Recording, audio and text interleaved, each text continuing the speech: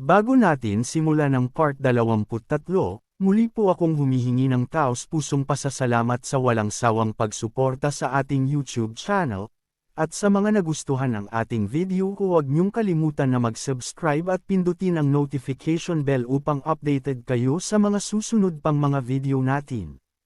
Hello mga idol, malapit na natin abutan ang latest chapter kaya maghahanap na ako ng panibagong mare-recap. Ang mga nagagalit na tao ay nanunood sa kanila. Ang galit na Furious Blade ay kumuyam ang kamao at ngumisi ng malupit.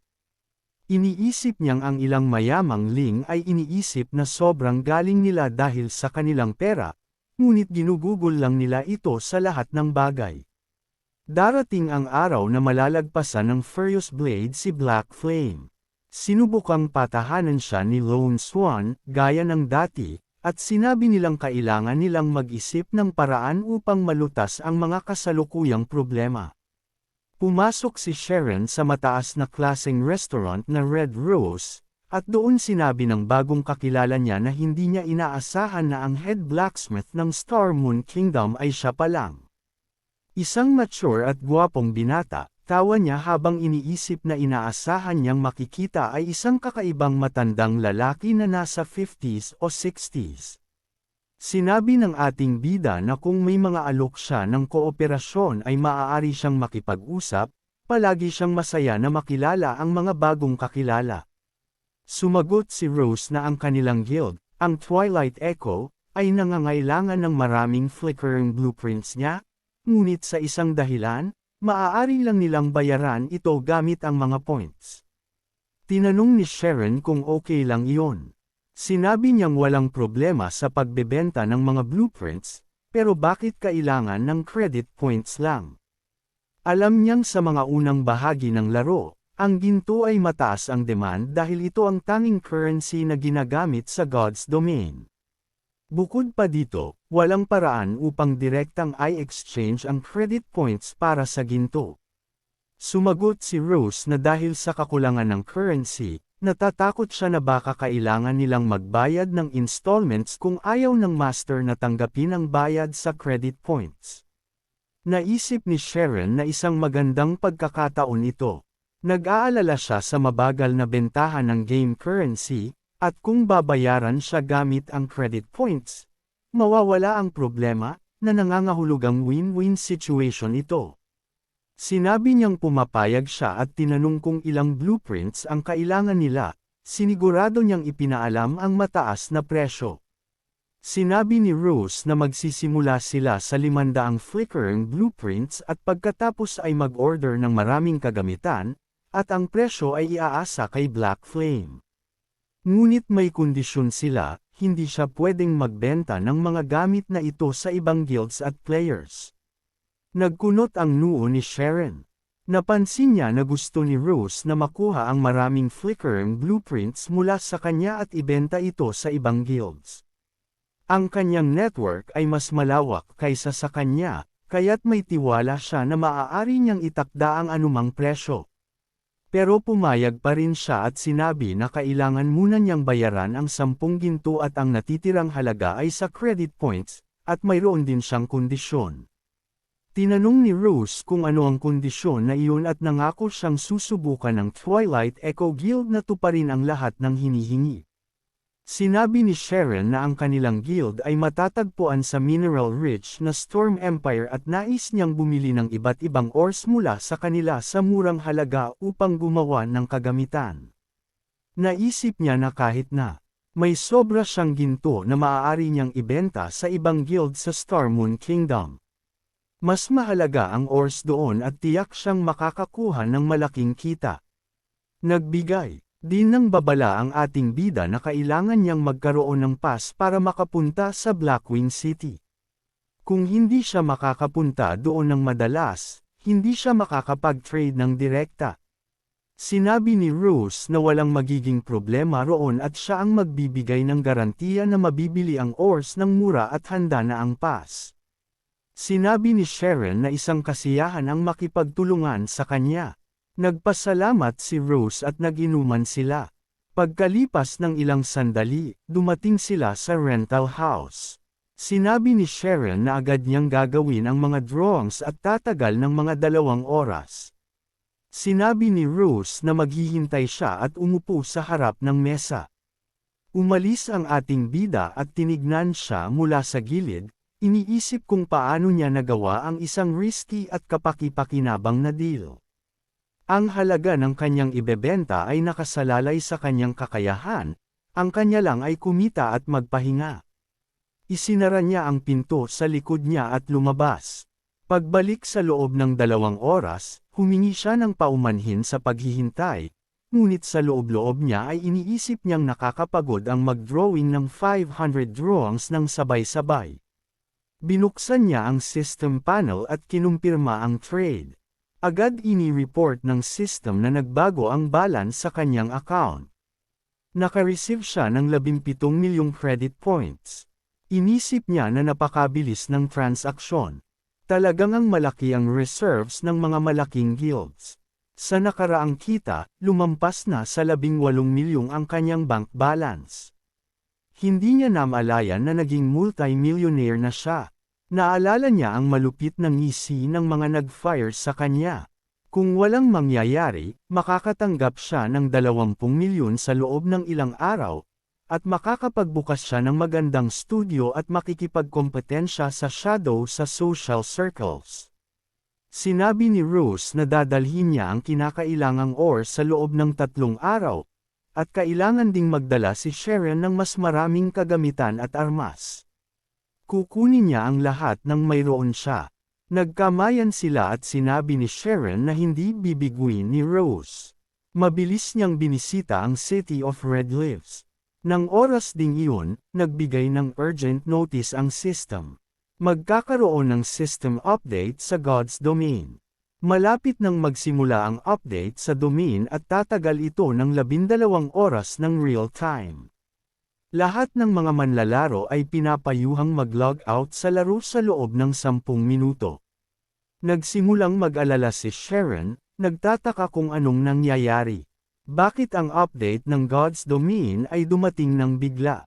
Dapat sana ay tumagal ng 1 buwan bago mangyari ang unang update sa live servers. Ngunit napansin niya na matapos ang huling update, tumaas ang presyo ng mga materyales. Isang magandang pagkakataon ito upang kumita ng pera. May oras pa siya, kaya't kailangan niyang magmadali at pumunta sa auction house upang magtangkang mag-stock ng mga gamit. Mabilis na tumakbo si Sharon papunta sa auction house at sinuri ang kanyang inventaryo.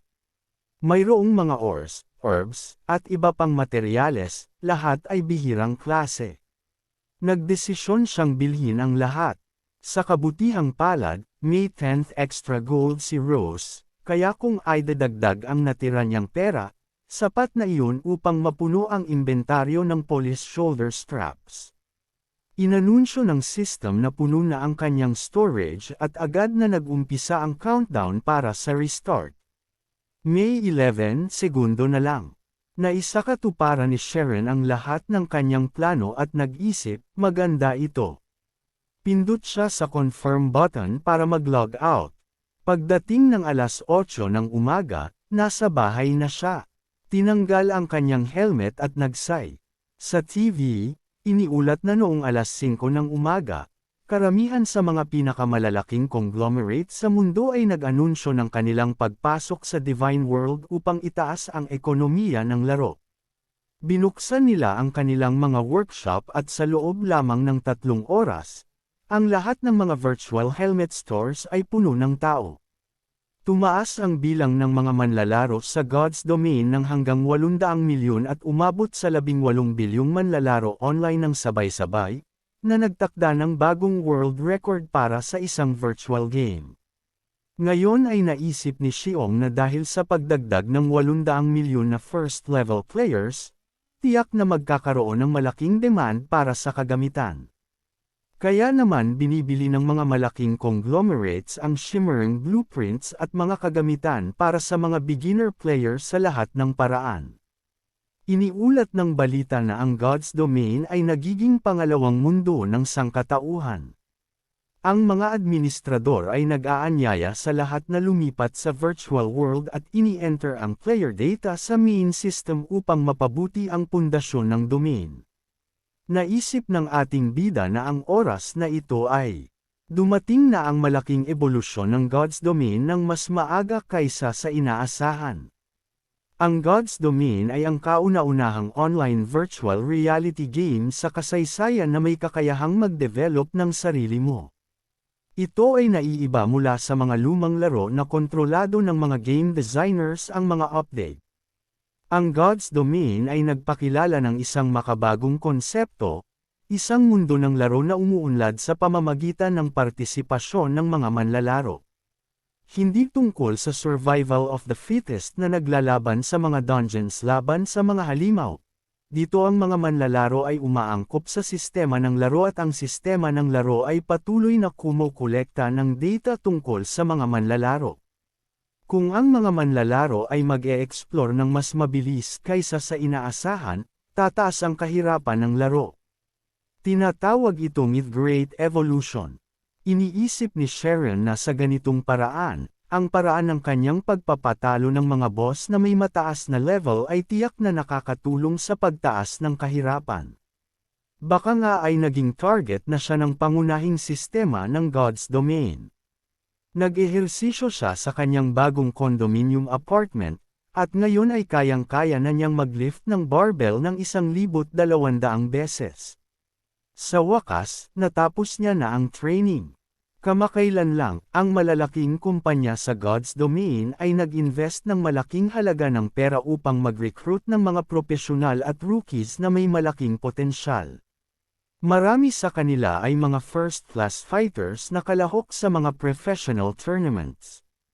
Ang mga pro-level players na ito ay may top-level teams na maaari nilang gamitin, at hindi kayang makipagsabayan ng mga ordinaryong manlalaro sa kanila.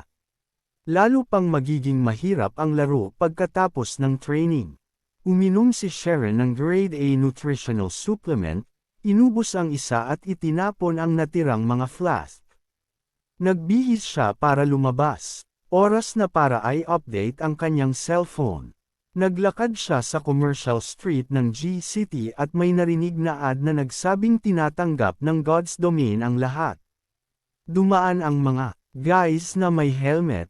Isang lalaki ang nagsabi na masaya siya dahil nagsimula siyang mag-queue ng alas 7 ng umaga at pagkatapos ng 6 na oras ng paghihintay, nakuha niya na ang helmet. Mula ngayon, ay lalaan niya ang kanyang buhay sa God's Domain. Ang kaibigan niya ay nagsabi na ang isa sa mga kakilala ng lalaki ay nagsimulang maglaro noong open beta ng God's Domain, at ngayon ay level 4 na siya at kumikita ng maraming I-name money. Hihilingin niyang samahan siya ni Cheyenne. Alam ni Cheyenne na ang mga malalaking kumpanya, ang mga profesional na manlalaro ay nag-sign ng malalaking kontrata kasama ang mga ito. Pati na rin ang mga mahihinang manlalaro na nakakakuha ng mga kontrata na may taunang sahod na milyon-milyon dolyar, habang ang mga profesional ay kumikita ng 10-10 milyong dolyar. Bukod pa rito, ang mga ulat tungkol dito ay hindi na gaanong bihira sa mga balita. Snow Goddess, Ouroboros, Gentle Snow, hindi lang siya isang idolo sa laro, siya ay isang tunay na sensasyon. Kumikita siya ng milyong-milyong royalty sa bawat bahagi ng random na pag-aanunsyo. Dumaan si Sharon sa isang stand na may kagamitan sa commercial area. Sinabi niyang gusto niyang palitan ang kanyang cellphone at ipinakita ang device. Nagtaka ang babae, bakit siya gumagamit ng ganitong luma na modelo, isang beggar ba siya? Tinanong ni Xiong kung may problema ba at kung may nangyari. Sinabi ng babae na lahat ng modelo na binibenta nila ngayon ay mga pinakabagong smart Nero watches na pwedeng gamitin sa pagtawag, pagproseso ng mga bayad, at konektado sa sistema ng laro ng God's Domain. Ngunit pinaalalahanan siya ng babae na mahal ang kagamitan. Sagot ng ating bida na hindi mahalaga ang presyo, kukunin niya na ang pinakabagong modelo. Nang mag-alis siya, nagpasalamat ang babae pero nagulat siya. Siya raw ay mapagkumbaba ngunit mayaman, dapat sana ay nakuha niya ang numero ng telepono nito. Dumating si Sherfong ng isang notification, isang incoming personal call. Tanong niya sa kaklase niyang si Xiao, ang class president, kung anong nangyari.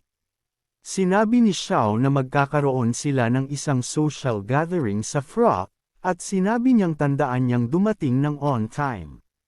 Sinabi ni Xiong na naiintindihan niya ang lahat, ngunit sinabi ni Xiao na may isa pang bagay.